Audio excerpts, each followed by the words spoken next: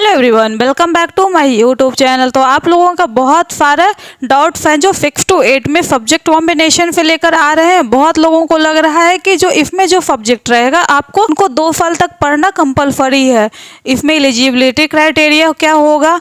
तो ये सारे डाउट मैं आपको इस वीडियो में बताऊँगी। यानी कि आपको इस वीडियो में मैं जो स्नातक कोटि यानी कि 6 to 8 कक्षा के जो शिक्षक बनेंगे तो यहाँ पर किस किस सब्जेक्ट में वैकेंसी दी जाएगी, यहाँ पर उनका एलिजिबिलिटी क्राइटेरिया क्या होगा और जो उनका सब्जेक्ट है वो उसका कॉम्बिनेशन उनका क्या होगा।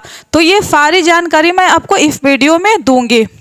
तो यहाँ पर देखिए, सबसे पहले जो विद्यालय अध्यापक के स्नातक कोटि यानी कि कक्षा 6 से जो 8 तक जो वैकेंसी आने वाला है, इसमें आप लोगों को पता है कि जो अप्रॉक्स 32 के वैकेंसी दी गई है। इससे थोड़ा कम ही वैकेंसी है, तो अप्रॉक्स इतना वैकेंसी दिया गया है, जिसमें कि गणित एवं विज्ञान के शिक्षक के लिए वैकेंसी दी जाएगी, सामाजिक विज्ञान के लिए और भाषा यानी कि लैंग्वेज के लिए यहाँ पर वैकेंसी दी जाएगी।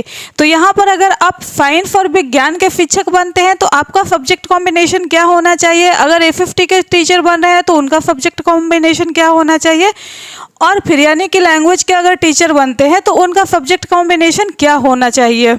तो इसमें चलिए मैं आगे आपको बताती हूँ। तो अगर उससे पहले अगर हम लोग एलिजिबिलिटी क्राइटेरिया की बात करें तो यहाँ पर क्या है, graduation plus BEd plus BTC और इसके साथ साथ सीटेट पेपर 2 भी क्वालिफाई होना चाहिए। सीटेट पेपर 2 या बीटेट पेपर 2 क्वालिफाई होना चाहिए। तो यहाँ पर वैसे कैंडिडेट जो यहाँ पर डीएलएड वाले को भी मौका दिया गया है, लेकिन डीएलएड वैसे कैंडिडेट जो कि ग्रेजुएशन के बाद जो डीएलएड किए हैं तो उनको यहाँ पर माना जाएगा। अगर वो 12th के बाद डीएलएड किए हैं उसके बाद अगर ग्रेजुएशन कर रहे हैं तो उनको यहाँ पर योग्य नहीं माना जाएगा फॉर्म फिल करने के लिए। तो यहाँ एक चीज़ आप लोग ध्यान रखिएगा कि जो ऐसे कैंडिडेट जो भी ग्रेजुएशन के बाद डीएलएड किए हैं वैसे कैंडिडेट को ही यहाँ पर पेपर 2 में फॉर्म भरने का मौका दिया जाएगा। वैसा कैंडिडेट को नहीं जो 12th के बाद डीएलएड किए हैं वैसे कैंडिडेट को यहाँ फॉर्म फिल करने का मौका नहीं मिलेगा। वहीं अब ग्रेजुएशन का बात करें तो ग्रेजुएशन वाले को तो यहाँ पर कोई दिक्कत है ही नहीं, क्योंकि जो बीएड का कोर्स होता है वो हमेशा ग्रेजुएशन के बाद ही होता है। यानी कि ग्रेजुएशन है और उनका बीएड है, 50% मार्क्स के साथ अगर वो क्वालिफाई है तो इस फॉर्म को भरने के लिए योग्य है। अब हम लोग बात करते हैं सब्जेक्ट कॉम्बिनेशन का, क्योंकि सब्जेक्ट कॉम्बिनेशन से रिलेटेड बहुत लोगों के मन में डाउट आ रहा है और इससे क्वेश्चन भी आ रहा है, और ये है जो ऑफिशियली एक तरफ से नहीं है। इसका पूरा डिटेल तभी क्लियर होगा जब 6 to 8 का नोटिफिकेशन जारी किया जाएगा। तो चलिए, अभी तक मैं जो पुराना इसका सब्जेक्ट कॉम्बिनेशन था तो उससे रिलेटेड मैं आपको ये जानकारी दे रही हूँ। अगर पहले का आप लोग नोटिफिकेशन देखिएगा तो उसमें क्या क्या चीज़ें सब्जेक्ट कॉम्बिनेशन से लेके मेंशन थी, तो मैं उसी के आधार पे आपको ये बातें बता रही हूँ। तो यहाँ पर अगर लैंग्वेज पेपर की बात रहे तो लैंग्वेज में क्या है, अगर हिंदी इंग्लिश अगर आपका ऑनर्स हो या सब्सिडरी में हो तब भी आप ऑनर्स लैंग्वेज पेपर से फॉर्म फिल कर सकते हैं। तो यहाँ पर तो आप लोगों को कोई डाउट ही नहीं होना चाहिए। अगर आपका हिंदी है, अगर वो ऑनर्स पेपर हो या सब्सिडरी पेपर था तब भी आप इस फॉर्म को फिल कर सकते हैं। अगर इंग्लिश की बात करें तब भी वो अगर आपका ऑनर्स या सब्सिडरी पेपर रहेगा तो वो आप फॉर्म फिल कर सकते हैं। वहीं आगे सबसे ज़्यादा कन्फ्यूजन हो रहा है जो एफएफटी के कैंडिडेट को हो रहा है।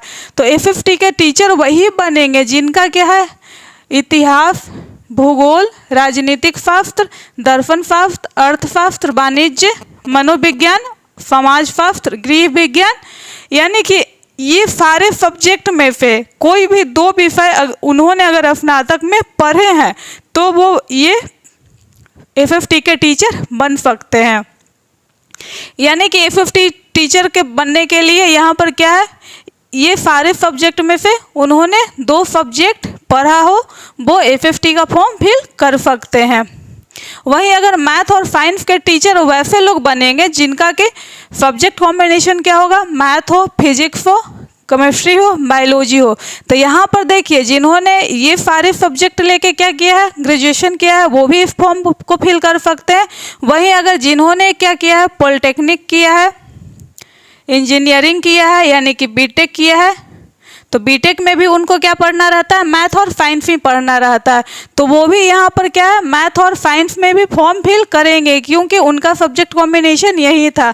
यानी कि अगर पॉलिटेक्निक वाले और बीटेक वाले अपना ग्रेजुएशन कंप्लीट करने के बाद उन्होंने अगर बीएड किया है तो उनका भी सब्जेक्ट मैथ और साइंस से ही फॉर्म फिल करेंगे।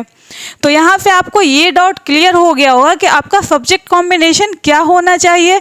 आप 6 to 8 में अगर जा रहे हैं फॉर्म फिल करने तो आप किस सब्जेक्ट के लिए फॉर्म फिल करेंगे, आपकी एलिजिबिलिटी क्राइटेरिया आपका क्या होगा। तो ये सारे बातें मैं एक छोटी सी वीडियो में मैंने आपको बता दिया है। तो जैसे ही इसका ऑफिशियली नोटिफिकेशन आएगा तो उसके माध्यम से मैं आपको ये सारी बातें डिटेल में आकर बता दूंगी। तो इसी के साथ आज का वीडियो समाप्त करते हैं, मिलते हैं नेक्स्ट वीडियो में। Thanks for watching.